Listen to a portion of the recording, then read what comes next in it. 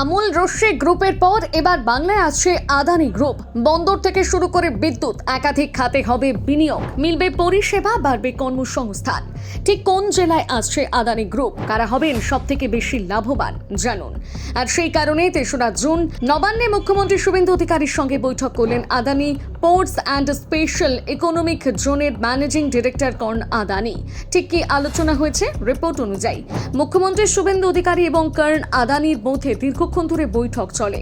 সেখানে রাজ্যের পরিকাঠামো উন্নয়ন, বিদ্যুৎ উৎপাদন, লজিস্টিক্স নেটওয়ার্ক, বন্দর উন্নয়ন এবং গ্রিনফিল্ড সড়ক নির্মাণের মতো একাধিক গুরুত্বপূর্ণ বিষয় নিয়ে আলোচনা হয়েছে বলে জানা যাচ্ছে।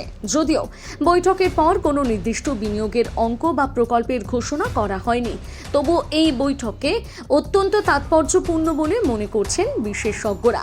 কারণ আদানি গোষ্ঠী সাধারণত দীর্ঘমেয়াদী ও বৃহৎ প্রকল্পে বিনিয়োগ করে থাকেন। ফলে যদি বাংলায় তাদের বড়সড় প্রকল্প আসে, তাহলে কর্মসংস্থান এবং শিল্পোন্নয়নের ক্ষেত্রে বড় প্রভাব পড়তে পারে। তবে কি সত্যিই রাজ্যে ফিরছে বড় শিল্প? নতুন বিজেপি সরকার ক্ষমতার আসার পর থেকেই বারবার শিল্পবান্ধব পরিবেশ তৈরির কথা বলা হয়েছে। মুখ্যমন্ত্রী শুভেন্দু অধিকারীও দাবি করেছেন, বাংলার বিনিয়োগ আকর্ষণের জন্য প্রশাসনিক জটিলতা কমানো হবে এবং শিল্পপতিদের জন্য দ্রুত সিদ্ধান্ত গ্রহণের ব্যবস্থা করা হবে। রাজনৈতিক পর্যবেক্ষকদের মতে কারণ আদানি এই সফর সেই বার্তারই বাস্তব প্রতিফলন। বিশেষ করে বন্দর, বিদ্যুৎ এবং লজিস্টিক খাতে বড় বিনিয়োগ এলে শুধু শিল্প নয়, হাজার হাজার নতুন কর্মসংস্থানেরও সুযোগ তৈরি হতে পারে।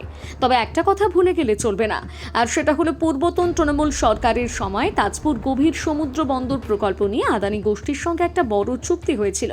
সেই সময় আদানি গোষ্ঠী টেন্ডারও পেয়েছিল, কিন্তু পরবর্তীকালে প্রশাসনিক জটিলতা, নীতিগত সমস্যা এবং বিভিন্ন কারণে প্রকল্পটি বাস্তবায়িত হয়নি। শেষ পর্যন্ত এই টেন্ডার বাতিল হয়ে যায় এবং আদানি গোষ্ঠী তাদের বিনিয়োগ পরিকল্পনা প্রত্যাহার করে নেয়। ফলে দীর্ঘদিন ধরেই বাংলায় আদানি গোষ্ঠীর বড় বিনিয়োগের সম্ভাবনা কার্যত থমকে ছিল। কিন্তু নতুন সরকারের সঙ্গে এই বৈঠক সেই পরিস্থিতি বদলাতে পারে বলে মনে করা হচ্ছে। আপনার কি মনে হয় সত্যি আদানি গ্রুপ এবার বাংলায় বিনিয়োগ করবে? জানাতে ভুলবেন না আপনার মতামত কমেন্ট করে।